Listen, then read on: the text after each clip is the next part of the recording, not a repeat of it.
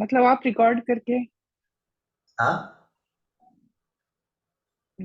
मैंने कहा कि आप रिकॉर्ड करके डाल दीजिए, जिसको डिलीट करना होगा कर लेंगे, जिनको सुनना होगा सुन लेंगे। ठीक। क्योंकि बहुत बार ऐसा होता है ना कि आप कुछ बोलते हैं ना तो उस समय याद रहता है, बाद में नहीं याद आता है। हम्म, तो एटलीस्ट उस समय सुन करके आदमी रेफरेंस ले लेगा। ठीक। चलो फिर, किसी के पास कोई प्रश्न है चर्चा के लिए?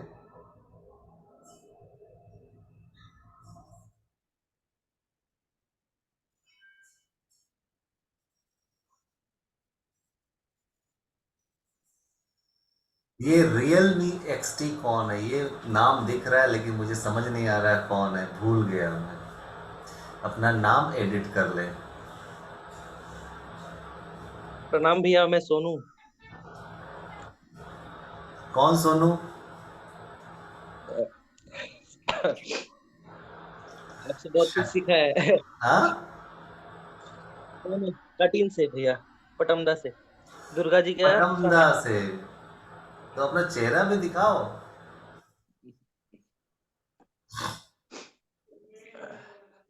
अच्छा, बहुत दिन बाद तुम प्रकट हुए इसलिए आवाज भी भूल भूल गया कि किनका आवाज है ये।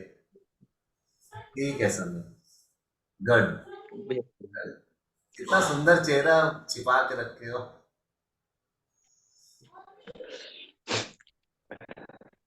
ठीक है, सब ठीक है सोनू? जी भैया, बिल्कुल आशीर्वाद है भैया। ओके, ठीक।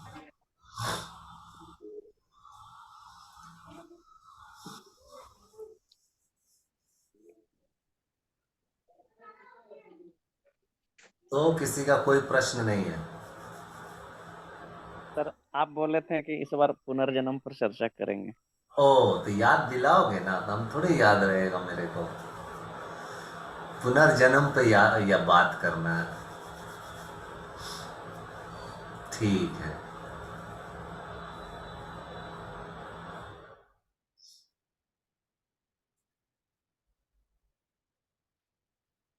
इसकी शुरुआत कहाँ से करें?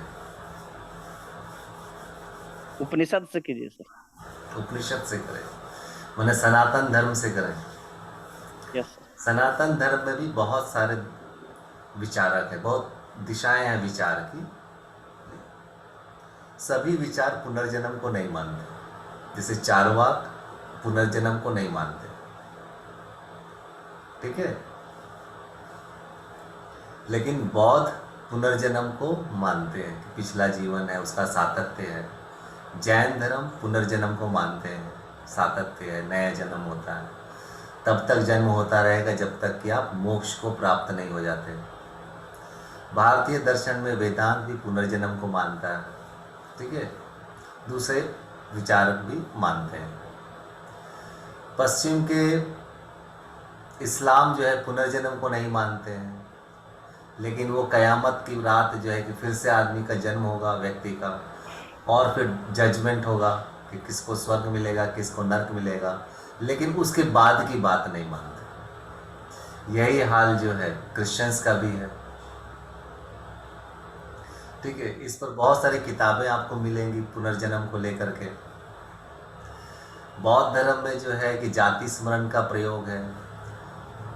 हमारे यहाँ जो दूसरी किताबें हैं, भगवत गीता है, जिसमें कि वो एक जगह कहते हैं कि व्यक्ति एक जन्म में आप मरता है, जो जीवन में कर्म करता है उसके अनुरूप ही स्वर्ग और नरक का भोग करने के बाद फिर से जन्म ले लेता है।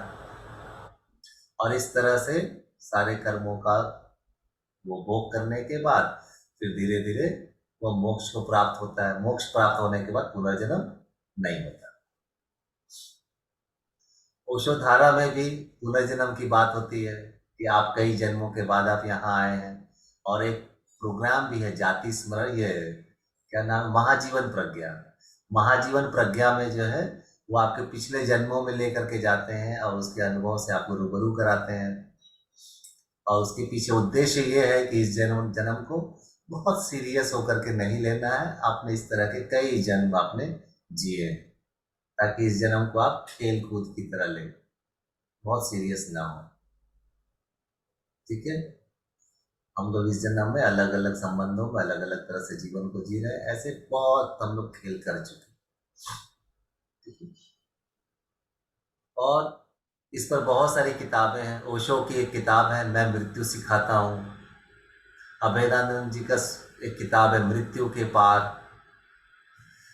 जग्गी वासुदेवा जी की एक नई किताब आई है, डेथ। ठीक है, तो क्या आपको जानना है कि आपका पुनर्जन्म जानना है, आगे का जन्म, या अपना पिछला जन्म जानना है? चंदन, यस सर। अपना पिछला जन्म जानना है कि अगला जन्म जानना है? अभी डर लगता है जानने में, और फंस जाएंगे तो तकलीफ होगा, फिर कुछ गलती सलती किए होंगे तो फिर अपराध भाव पैदा हो जाएगा हमारे अंदर, इसलिए अभी नहीं जानना चाहता। जानना नहीं चाहते तो मुझसे आप क्या जानना चाहते हैं? शास्त्र क्या कहते हैं? इसमें सर यूट्यूब में देखे थे, ये उपनिषद में जो स्टेटमेंट है पुनर्जन्म का, और सदगुरु सिद्धार्थ सर का जो स्टेटमेंट है, दोनों में डिफरेंट था। हाँ, बताओ तो क्या ऐसे difference तुमने देखा? उपनिषद में, छांदोग्य उपनिषद में इसका वर्णन है, मिलता है पुनर्जन्म का। तो उसमें लिखा गया था कि मनुष्य जब मरता है तो आत्मा जो उसकी है वो स्पिरिट वर्ल्ड में जाती है, और अपना जो कुछ बाकी बकाया हिसाब किताब वहाँ पूरा होने के बाद फिर से वो बादल का रूप धारण कर लेती है। और जब बारिश होता है तो जमीन में फिर घास फूस या वृक्षों में पैदा होती है। और वो जो वृक्ष का फल या वृक्ष या घास फूस जो भी जानवर या इंसान खाता है, तो उसका शरीर में जाकर के जब वो इंसान या जब जो जानवर प्रजनन करेंगे, तो उसके द्वारा उसको शरीर प्राप्त होगा, उस आत्मा को जो वृक्ष बन चुका है।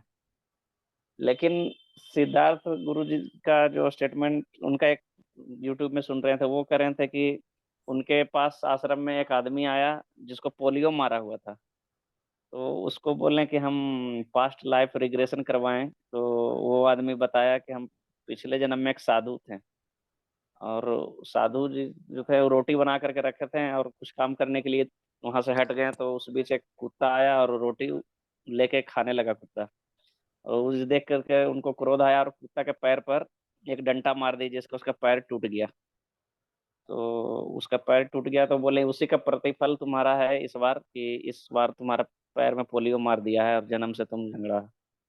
तो इसके लिए बता रहे थे कि इसके लिए तुमको चिंता करने की आवश्यकता नहीं है, प्राकृतिक तुमको कोई दंड नहीं दे रहा है। प्राकृतिक आपको ये सिखाना चाह रही है कि सभी पशुओं के साथ ममता और करुणा का भाव से पेश आए। ये सुने तो छांदोग्य उपनिषद के अनुसार तो बताया गया कि मनुष्य का शरीर क्या, पशु का शरीर भी बहुत मुश्किल से मिलता है। क्योंकि जैसे कि कोई, हम घास फूस बने और कोई जानवर खाया तो ठीक है, जानवर खाया तो ठीक है, अगर नहीं खाया ऐसे ही सूख गए तो फिर से हमको बादल बनना पड़ेगा और चलो, फिर से अब हम समझ प्रजन। गए प्रश्न क्या है। ठीक है, जी सर। हमें वो जो बात है छांदोग्य उपनिषद की, हमने पढ़ा है। उस तरह से पुराने ऋषियों की ये अवधारणा थी पुनर्जन्म को लेकर के। ठीक, और अभी जो बात कर रहे हैं वो उस वक्त के मनुष्यों के लिए वो बात उन्होंने बताया था। उस छांदोग्य उपनिषद में जो ऋषि कह रहा है, उसके पीछे उनका जो इंटेंशन है, उनका इंटेंशन सिर्फ इतना कहना है कि यह जो शरीर मिला है बहुत ही मूल्यवान है। यह जो समय है आपके पास में, यह अमूल्य है। इसे यूं ही मत नष्ट कर दो, क्योंकि ये दोबारा जब ये शरीर छूटेगा, फिर ये शरीर जो मिलेगा तुम्हारी चेतना को, कितनी उसकी प्रोबेबिलिटी कम है फिर से मिलने की, ये बताने का प्रयास कर रहे हैं। और इनडायरेक्टली क्या कह रहे हैं वो, ये जो समय है ये बहुत इंपॉर्टेंट है तुम्हारे लिए, तुम इसका ठीक ठीक उपयोग कर लो। ठीक है, क्योंकि ये जन्म मानस देह अति दुर्लभ, सारे संत कह रहे हैं अति दुर्लभ, बहुत बोल रहे दुर्लभ। मानस का जानवर का शरीर भी बहुत मुश्किल से मिलेगा, हाँ, पहले बात सुनिए, ये। अभी आप जानवर में मत जाइए, इसमें आ जाइए। तो जितने भी जैसे साइंटिस्ट हैं, पुराने साइंटिस्ट हैं, तो वो लोग कम जानते हैं या ज्यादा जानते हैं का बात नहीं है। नए साइंटिस्ट पुराने साइंटिस्ट में कुछ ऐड कर रहे हैं, उसमें कुछ बातें हैं जो अब मूल्यवान नहीं रह गई, तो उसको छोड़ देने की बात है। ठीक है, अब आगे की बात है। तो बाद में बीच के संतों ने, कबीर ने, रैदास ने, बाकी संतों ने उसे बहुत सारे उससे परिवर्तन किए हैं आगे लेकर के। और फिर अभी हम प्रमाणिक ग्रंथ अगर हम माने तो ओशो को हम लोग ले सकते हैं कि ओशो ने इसमें बहुत अच्छी दृष्टि दी है जन्म को लेकर के, पुनर्जन्म को लेकर के। ठीक है, उनकी पुस्तक है मैं मृत्यु सिखाता हूं, उसे आप अवश्य सुन लें। और उसके बाद आज जो है मनोवैज्ञानिक जो है डॉक्टर वेस हैं, डॉक्टर न्यूटन है, ये लोग पुनर्जन्म पर बहुत काम कर रहे हैं। और इन सबको सम्मिलित रूप से जो है उसका एक बहुत अच्छी दृष्टि ओशोधारा ने बनाई है ना। ओशोधारा जो बनाई है वो अभी सर्वाधिक वैज्ञानिक है, इसलिए अगर उसकी क्लैरिटी से समझना है तो ओशोधारा आज की तारीख में मैं कह रहा हूँ सबसे प्रमाणिक है और सबसे आसान तरीका है चीजों को जानने, समझने और देखने के लिए। ठीक है, और पिछले जन्म और इटर्निटी को जानने के लिए जो पुनर्जन्म की जो बात है, श्री श्री के यहाँ भी होता है, ईशा फाउंडेशन में भी होता है, दूसरे आश्रमों में भी होता है। ठीक है, मैंने बहुत सारे आश्रमों का किया है ये कार्यक्रम, तो मैं अनुभव से कह रहा हूँ ओशोधारा में जो है बहुत ही सहज तरीके से और बहुत सुंदर तरीके से बताया गया है ना। और इसमें घबराने की जरा भी बात नहीं है, सारी बातें जो है कि आपको इतनी प्रभावित नहीं करेगी कि आपका जीवन में उथल पुथल आ जाए। आप चीजों को एंजॉय करेंगे, आपको करना चाहिए। ठीक है, और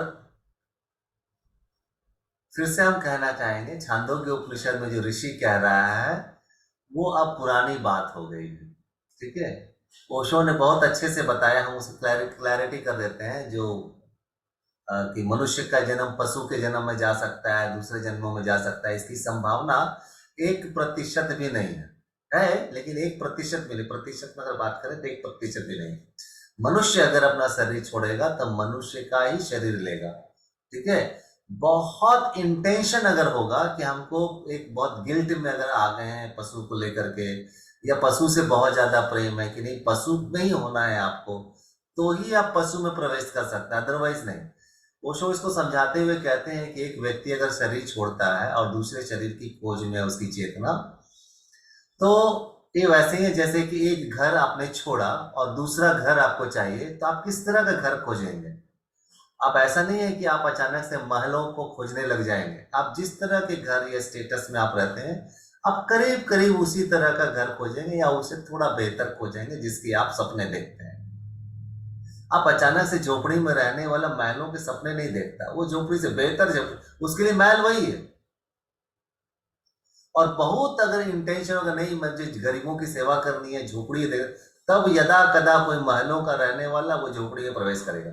झोपड़ी में प्रवेश करने का मतलब वो पशु योनि में जाएगा या नीचे स्तर के चेतना के स्तर जो कर्म के लिए जो शरीर बना है उसमें प्रवेश करेगा, अदरवाइज बेहतर शरीर में ही जाएगा वो। अनलेस एंड अनटिल आपके भीतर कोई गिल्ट, कोई ऐसा स्क्रैच आपकी चेतना पर ना पड़ गया हो जिसके कारण आप पश्चाताप स्वयं करना चाहते हैं। इसलिए देखेंगे कि हर एक मास्टर चाहे आप कितना भी गलती किए हैं, वो आपको बोलता है कि आप सिर्फ स्वीकार कर लें कि आपसे गलती हुई है, क्षमा मांग लें, चाहे वो जीसस हो, चाहे मोहम्मद हो, चाहे कोई भी हो। बोलते हैं कि परमात्मा रहीम है, रहमान है, करुणावान है, वो आपको क्षमा कर देगा ताकि आपका जो स्क्रैच पड़ा है आपकी चेतना पर वह हट जाए और आप उच्चतर जीवन में प्रवेश करें।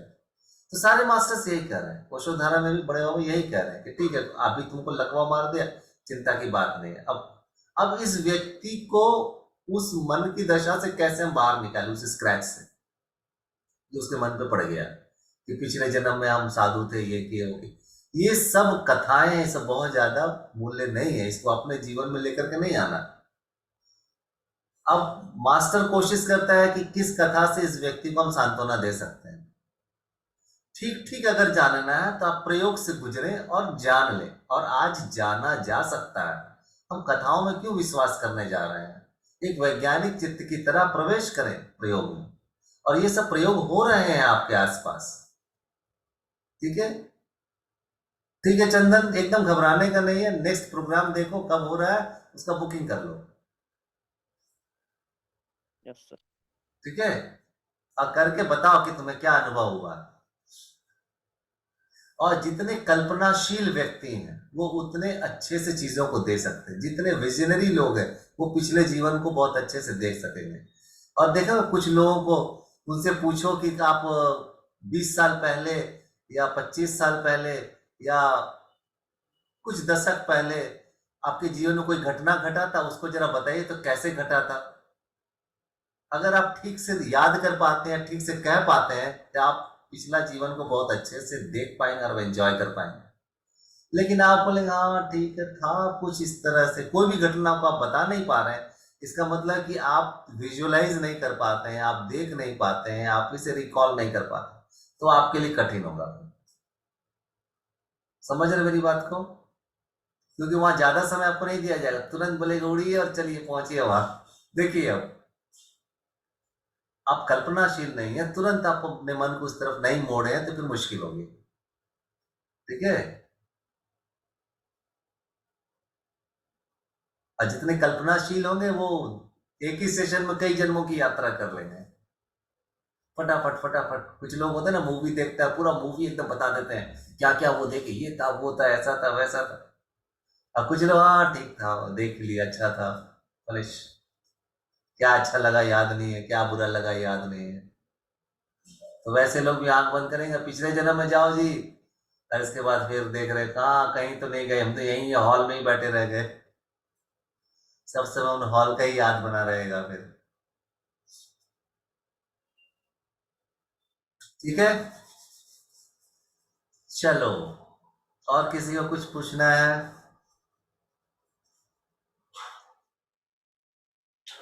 एक चीज और बोलना चाहते हैं सर। हाँ बोलिए। तो पिछले बार जो मेडिटेशन कराए थे, आकाशवत होने का अनुभव दिलाए थे, उसमें करने के बाद हमको एक दिन दो दिन नशा जैसा एकदम छाया रहता है, लगता है नशे में है, और किसी भी चीज का मतलब एग्रेसिव नहीं हो पाते कुछ करने के लिए, आलस जैसा पूरा छाया रहता है। और रिकॉल 24 घंटा में एक बार कर लेते हैं वो, और सेंटरिंग 2 दिन बैठते हैं तो 2-3 मेडिटेशन एक बार कर लेते हैं, उसके बाद तो ऐसा नशा छाया रहता है, लगता है मतलब अल्कोहल ले लिए जैसा महसूस होता है। तो 2 ही दिन छाया रहता है, तो मेरा तो इंटेंशन है 7 दिन छाया रहे, इसीलिए 7 दिन पर एक दिन फिर हम आ जाते हैं। तो रिकॉर्डेड जो रहता है उसको रिपीट करता हूँ तो चलता है, उसका असर रहता है। लेकिन सर मेरा भी मतलब किस एक्सपीरियंस है। हाँ प्लीज। ओके, आप बोल लीजिए चंदन जी।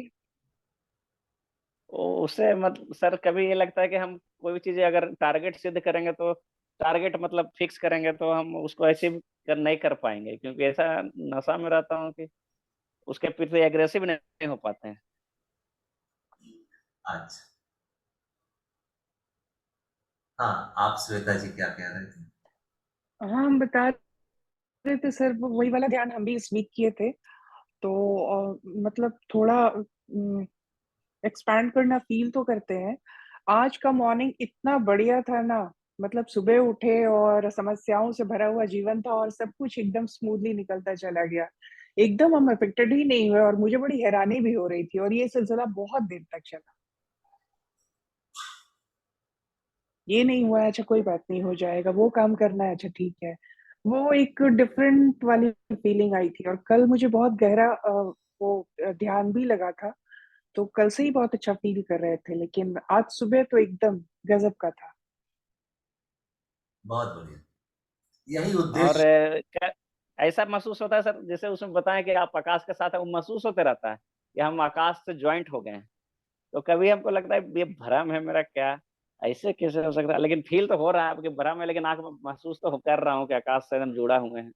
अभी थोड़ा घट गया, सुबह तक अच्छा, शाम तक अच्छा फीलिंग हो रहा था, बस में चल रहे हैं तो भी लग रहा है कि आकाश से जुड़े हुए हैं, और बहुत मस्त जैसा एकदम महसूस हो रहा है।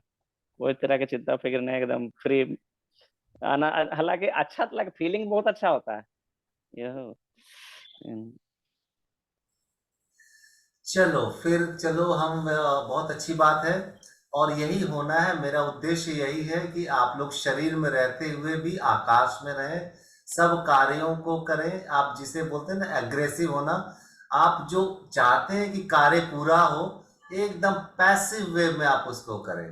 जिसे लोग एग्रेसिव होकर के भी नहीं कर पाते हैं, आप उसे मुस्कुराते हुए कर लें। जिसे सब लोग अपना 100% लगा करके भी नहीं कर पाते, आप अपना 5% लगा के कर लीजिए। मेरा उद्देश्य सिर्फ इतना है। एग्रेसिव होने का मतलब कुल इतना है कि आप अपना 100% लगा दें। आपकी क्षमता का आपको पता नहीं, आप अपने आप को इतना छोटा सा